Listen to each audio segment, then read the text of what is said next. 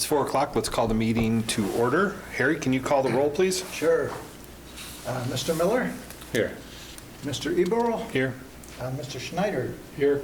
And Mr. Kapla? Here. And Mr. Borgman is here.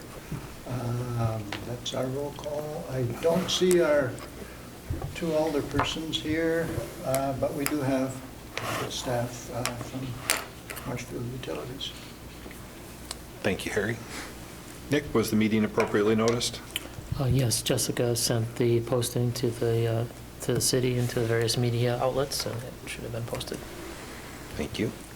Public comment period. At this time, the commission would recognize members of the public who've indicated a desire to address the commission. Do we have any members of the public? Seeing none. Item 4, Commissioner, Council, and staff comments. Commissioners, anything before we get going? I would just say lots of positive feedback on Facebook from the storm and the outages, and everybody saying thank you to the linemen. So I would add my thanks to that.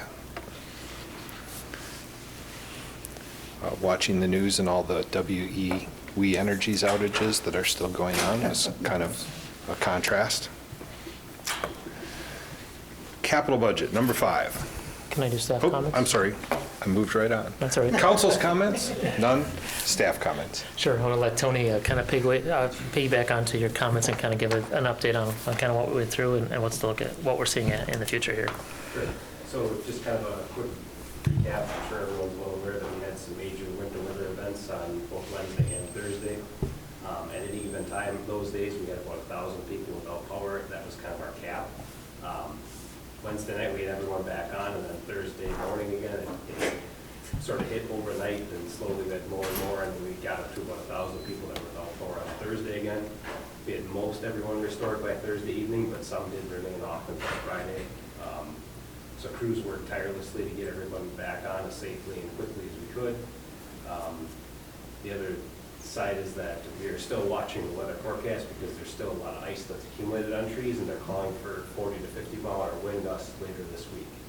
So we're hoping that we're in much better shape. We actually had all 10 of our linemen working. We had 2 of our substation guys out running and trimming branches off services and secondaries. And we had three tree trimming clearing crews from Asplin that actually came in and supported us on Thursday and Friday. Those crews actually worked till, I believe it was 9:30 at night, both of those nights, just to get things cleared back as much as we could. It definitely impacted the areas north of the city most heavily. I think the freezing rain conditions were worse there, so temperature stayed right at around freezing, and it just continued to accumulate ice on the trees and the lines. And just piggybacking that a little bit more, I mean, I think as we've gone through our territory, we see areas where it's hit more and other areas where it's not. Wisconsin Rapids, near neighbor, they barely had anything. So we were just in the right spot as far as that ice accumulation. You know, I was out with the crews a little bit, and well over a quarter inch of ice on the branches and stuff. So that's a considerable amount. I just want to commend Tony and his team. I mean, from those that are working in the office, taking care of the various calls and things that are coming in, to those guys working out in the field, 16-plus-hour days, obviously out in the weather conditions, the physical demands, the slippery surfaces, and having to deal with traffic, and obviously working with customers. And then, they're up there working with their gloves, and you can imagine working with rubber gloves, how long it takes before your hands get cold when you have good insulated gloves. Now they're in rubber gloves trying to do their work. So it's very demanding, and they worked as fast and as safely as they could. I think that's one thing I noticed when you're out there. All you hear is generators upon generators running. Obviously people taking care of their own needs, but obviously that creates a new hazard for us. So we have to take different steps in order to make sure that our crews are safe when they're out there working. And then I just want to add on, Joe's team did a great job as well. The volume of calls went from a few hundred in a week to over 2,000, so a factor of 6 times more. So obviously the outages, we kind of have an automated system that works, but just the calls with the trees on the lines and stuff, just they continue to trickle in even today. So it's unfortunately never ending, and hopefully let's keep our fingers crossed for later this week that we're able to get through that. And then lastly, I just wanted to note that this is Kathy's last commission meeting. We'll have a more formal recognition for her at a future gathering, but I wanted to make note that after, what, nearly 40 years, and I can't, how many years did you attend commission meetings? Like 3+, yeah. Over how many do you think it was? Over, like, well over 300 meetings, probably. So, We're talking this one. so just want to thank her for all of her many years of service and dedication, and obviously working with the commission as well, so, Thank you. We concur and we agree. yes. Yeah. Speech? All right. Number 5, capital budget. Yes, so Patty unfortunately got pulled away due to a family situation, so Melissa is joining us tonight, and she's going to kind of talk through some of the updates from last meeting. So the 23 capital budget was updated based on discussions at last month's meeting. The summary of changes is the first page after next memo. So yeah, as we talked last time, we made some changes based on the PFAS and how we wanted to attack that in the lead. So that's why the budget's been prepared for you tonight, and I guess instead of going through all the pages, I would just kick to you if there's any questions or any comments that you guys want to go through, and then. Well, let's get a motion so that we Yeah. can discuss. Is there a motion to, So moved. to what? Approve it as is. Approve as is. Second? Second. Second by Paul. Discussion. Any questions on the revisions? Thought they made sense also. All in favor? Aye. Opposed? Motion carries. Number 6, O&M budget. So this- The 2023 O&M budget was also updated based on discussions at last month's meeting. The summary of changes is again the first page after next memo. Also included this month are forecasted income statements, rates of return, and cash flow forecast. So yeah, same situation here. We made changes based on the conversations last month. And then you can see the various, what we're projecting for cash flow for next year based on how the budget is put together. And then also we have the 5-year forecast showing how we see the budgets, how we see the cash flow on other items in the future years based on the known expenses and the known general approach to revenues and expenses. Motion to approve the O&M Budget budget as revised here. by Paul. I'll second. Second by Harry. Discussion. Nick, with the, I got a quick one. Yeah. With the rate of return declining on the water side even further down into that 1 point something %, will we, is it March that we'll have the end of year results and be looking at whether we do a rate case, or when is that? Yeah, so we kind of look at it now and get a sense for where it's at, like you said. At 1 point something, it's, Yep. Yeah, and obviously, so to answer your question, yes, back in in March, we should have the financial audit results, and that'll give us the official rate of return, I guess, for 2022. And then from there, we can make a determination if we want to go forward with a rate case or not. And then that would be something we would shoot to file before the end of July. Again, looking at, usually it's a 6 to 12 month process for them to make updates, so wouldn't see any impact until 2024. so we'd be evaluating in March, April of '23 for something that might take effect in spring of '24. Correct. And obviously, the way the rates work, I mean, obviously revenue does what it does, but expenses obviously continue to inch up. I mean, inflationary impacts, specifically in this budget, I think from an operation and expense perspective, we're about 600,000 to 700,000 above what our target is, but that 600,000 or 700,000 is all PFAS related. And obviously that's something that came to light here in the last 12 months or so. So it's, we have to react, and that's why the budget was put together the way it was. Mhm. Nick, for the M1 sales, you started out in 2019 like 300,000 and then peaked this year potentially at 1.6 million. What causes it to drop back down to 300,000? It's the way we do the budget. So if you look at, you have the sales for resale M1, and then if you go down to the operating expenses, the production line. So those are kind of a 1-to-1. The 317 and the 763 is basically what our cost is and what our revenue is, just to handle normal maintenance activities, things of that sort. Then if we actually operate, we'll see revenue and we'll see expenses grow. And ultimately, all that revenue goes back, minus expenses will go back to the customer base. So instead of trying to forecast, we're gonna run, 10 hours or 1,000 hours next year, it's a little bit easier just to say, here's what we need for a baseline, what our expenses and revenues will be, and anything we run will show up as back to the customer base. I gotcha. So it could be 1.6 million, just hard to Yeah. see till it happens. Yeah, the market's been all over the board, and Tony and I have talked about it. It's just, ultimately it comes down to what's the least expensive option to operate, from a full market perspective. And, here in the recent year, just based on how the market is changing, our unit has become more advantageous to be operated. So it's likely that it's could run more next year, but I guess we'll see how the gas market, we don't know where that's going to go. Yeah. Okay, thanks. But when it does run, we don't really get that much benefit over and above what we get for just having it sit and getting the capacity credit. Correct. The capacity credit on a monthly basis is obviously where the return is. Right. Operating in the market, getting called in the day ahead or the real-time market to operate, we're basically paid, at least what our cost is. And just depends on where the market cleared. If the market cleared just $1 more than what our cost is, then we're getting that. If the market cleared at $20, we're getting that. But the market's not as volatile as it was when we first started operating about 10 years ago. We've seen a lot bigger price swings, but we operated less. So now the market's tighter, but we're running more. Okay. Other questions or discussion? We have a motion and a second. All in favor? Aye.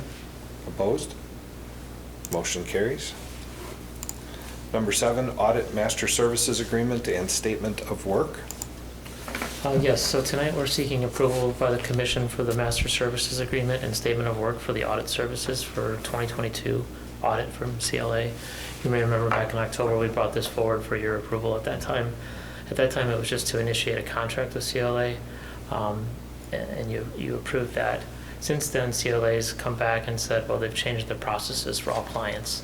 And at this point, they're starting to request that, in our case, that the commission president, along with myself and our financial manager, sign the documents. So both of them, the statement of work and also the master services agreement. So instead of trying to use what was already done in October as justification or approval, I thought it was just cleaner to bring it back tonight so you could see both documents, and then looking for your approval. The city executed very similar documents. Obviously, it's tweaked for their auditing is slightly different than ours, just given the auditing standards. And then we also worked with the city as far as the city attorney on the legal review, and so we bring it forth for your consideration tonight for approval. Is there a motion to approve I'll make the two motion to documents approve by the Harry? documents, both of them. Second by John. Any discussion? I got a question. Where is Clifton out of? Are they from Marshfield or they come out of Wausau? I believe the auditors physically, I think Amber is out of Wausau, if I remember correct. I do believe they have an office here in town. They do have a small office. Yeah, I'm just not sure if there's anyone physically from that office that comes here. Not for the audit, but I'm aware of. Yeah. Any questions or discussion yet? All in favor of approving the documents? Aye. Opposed? Motion carries. Number 8, building project update. Yes, so we did receive temporary occupancy last week Thursday, for the garage space. Great. So things are all coming together. Staff has already started to put equipment and material in the space. Obviously, given the weather conditions outside, it's been we've been jumping at getting equipment inside of there. It's a temporary occupancy because there are 2 issues that the contractors are working with. One related to a variable frequency drive, and another due to some emergency lighting. But those are both being worked on and should be addressed here relatively shortly, so I don't see any issues long term. And I guess the plan now going forward is at a future meeting, I'm not sure if it'll be January or maybe a later one, I'll bring back the building update one more time just to give you a recap on where we ended up from a financial situation. However, in general, we are about between $400,000 and $500,000 under what the original budget amount was, and knock on wood, I don't see, they don't believe there's any more change orders in the hopper or anything like that, so we're doing well and obviously still on schedule, so. Great, Good. great. Any questions on that? Number 9, strategic plan quarterly update. Yes, so this is just another quarterly update. As you can see, progress continues on a number of items within the plan, making small progress on a number of them. So we continue to work on them as we can to get the initiatives completed. Any questions from the document Nick gave us?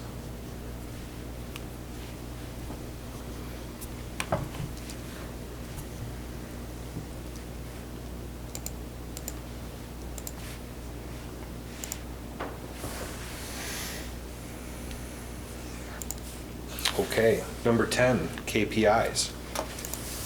Yes, so KPI review. So a few months ago, we took feedback from the commission, and since then, the staff and I have worked together to come up with a list of items that cover essentially all the departments and try to measure items that meet our current vision of providing reliable, valuable, and safe services to our customers. So in the packet, I included a spreadsheet on the second page. Kind of broke it down by department with the goal of trying to have at least one or two or more from each department. And then, as you can see in the center column is the KPI, so what an item we'd be measuring.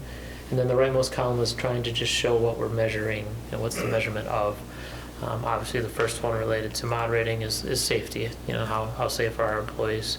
So that's a pretty easy and direct one. And I should mention, looking for your feedback and thoughts on this this evening, and obviously this is not by any means a final form, this is just something to keep the conversation going. But if, for instance, like turnover by department, the second one there, if that's something that you as a group feel is appropriate, what we would do is we would take that back and we would develop the actual metric behind that. So how would we measure it? How would we gauge it? And then maybe what is the metric that we're comparing it to? Is there industry standards out there that we want to look at? Or maybe it's just a trend line showing how we are trending year to year or month to month, depending on the duration or the term of each item. I don't know if you want me to go through each one or not. Maybe I'll hit a couple of them. Service quality issues, so both electric and water. Obviously, providing service to customers is the end result, item that we're striving to have high quality service. So that's going to be one that's going to take some time to help develop, because obviously there's a number of ways. Outages are obviously the easiest one, or maybe a main break or a loss of water service is very easy to quantify. But some of these other ones, like partial power or discolored water, pressure issues, some of them we know about, some of them we don't. Some of them we can determine the cause, some of them we can't. But I think we have to think about how we can build that into some type of measurable metric and try to incorporate that for. If that means that service quality is 5 different items, or if it's one that just has a weighing system that says outages and main breaks are weighted really heavily, and the other items are maybe less. So those are the things we'd have to work at. Loss is something both for water and electric. Again, that's how many goods are we selling versus how many we're producing or buying. So how do we, how good and how efficient are we? The financial items, obviously looking at our rate of return, as you mentioned, is a metric that we've looked at just to understand how we're trending there. Looking at our financial statements, how is our health financially compared to budget each month. Distribution plant age is something that's unfortunately it's a good metric, but it does take a little bit to develop, because we're looking at basically our plant base and saying, all right, how old is it? How depreciated is it? The problem gets into when you have like a large capital asset like the M1 power plant. If that's watered into all of the electric, then that can create it can skew numbers. So we have to look at that a little bit and break it out, but that would be one. IT, obviously looking at both having all the resources that we rely on, keeping sure they're up, and then obviously trying to guard against cyber attacks. And then lastly, our office, any billing errors, to our customers. Obviously, that has an impact to our customer base, so we want to maintain that at a low number. And then the last one is just our response rate to customers. How quick are we getting to their inquiries? And again, that one's going to take a little bit to come together into an actual metric or metrics.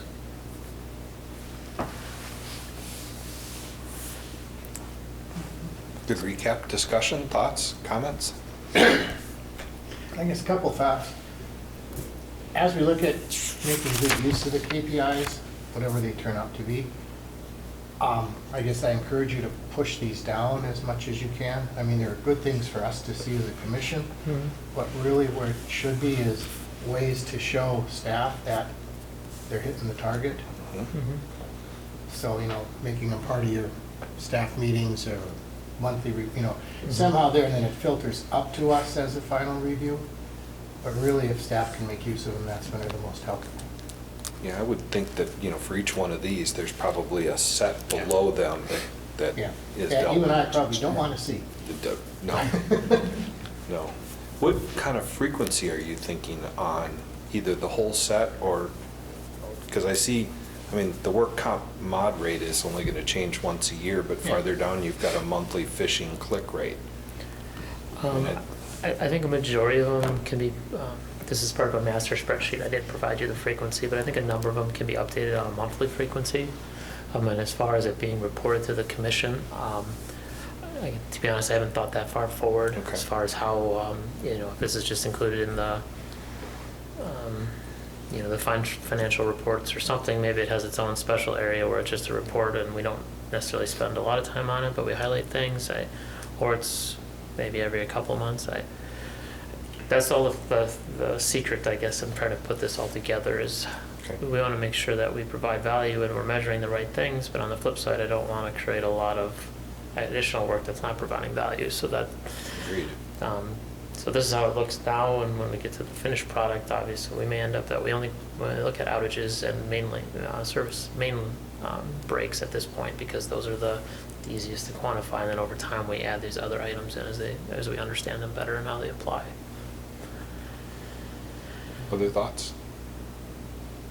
And maybe depending on some, you could work into, like you have the, the strategic plan update on a quarterly basis. There could maybe be, back to the commission, maybe a quarterly update of the KPIs. Yeah, we really don't want to see something monthly. No, but I think staff should. Yes. I see there's a couple of them, in your general description, I like that, there's a couple of them that are customer facing, but there's nothing really targeted on trying to measure customer satisfaction.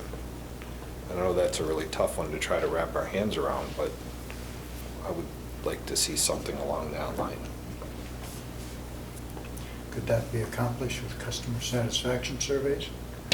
We've done them in the past. Yeah, but they cost money too, so Yeah.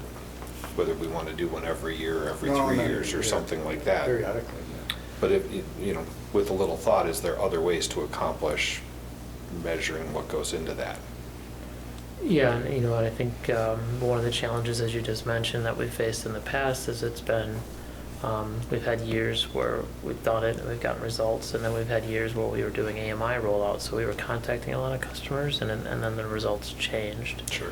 And then I can imagine, like right now, we had all those outages, those customers that were impacted, if they're the ones that respond to a survey, they're going to have a certain viewpoint, and others that didn't have their power go out are going to have a different viewpoint. So trying to normalize that can be somewhat challenging. Sure.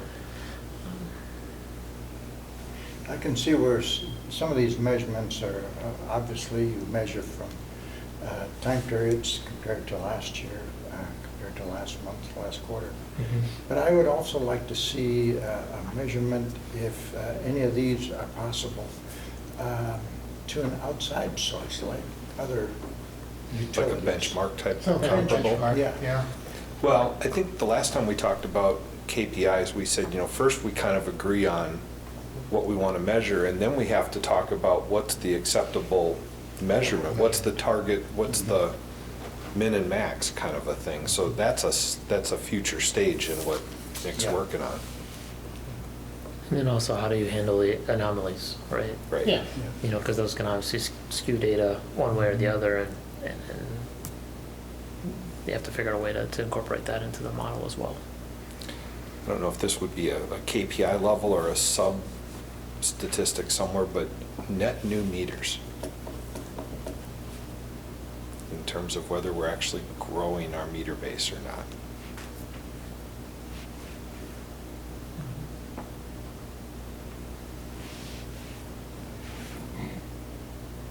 Other thoughts? I like the number you came up with. I just caution about growth. I mean, don't grow it too much more. Yes. Won't pay any Yes. attention to them. Yeah. I've seen that happen.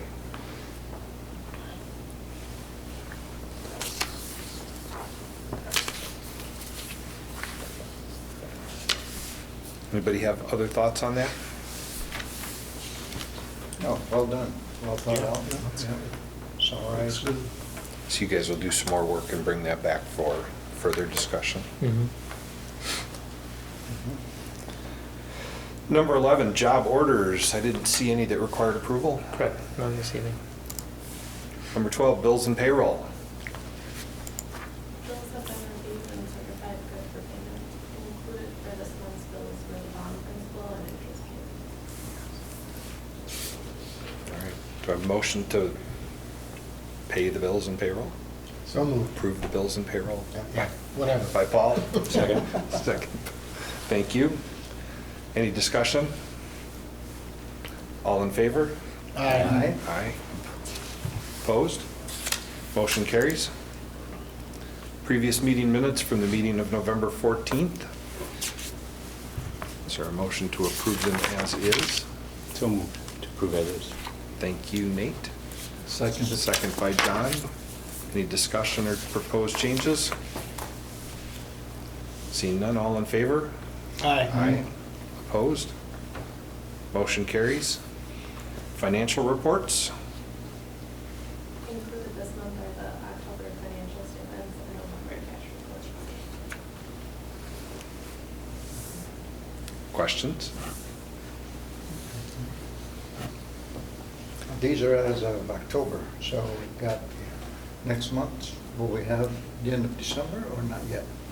We'll have, in January, we'll have November's, and then in March, we'll have December's Gotcha. and January's. Once the audit's complete, to see if there's any corrections that have to be reposted back to last year, or this year, I should say. Good question. Any others? Question on the balance sheet. Yes. Page 3, for the WRRS pension asset, is there anything that offsets that in the liabilities anywhere? Is it within employees?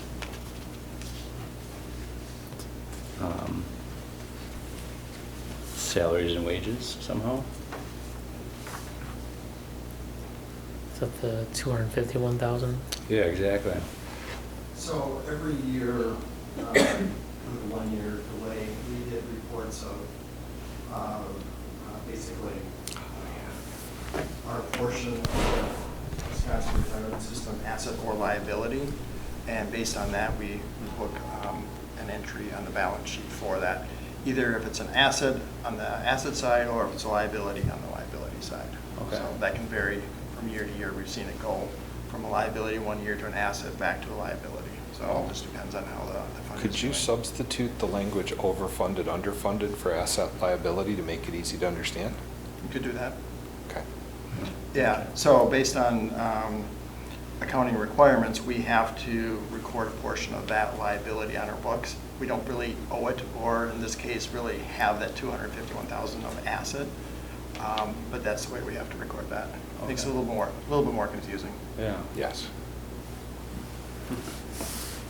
It's an asset you can't really do anything with. Right. Yeah, it doesn't make sense as the asset, doesn't it? Good question, Nate. Thanks. Any others? Our next meeting date is January 16th. Is that the 3rd? Third, yeah. Wow. Yeah. Yep. Okay. Any suggested items for future agendas?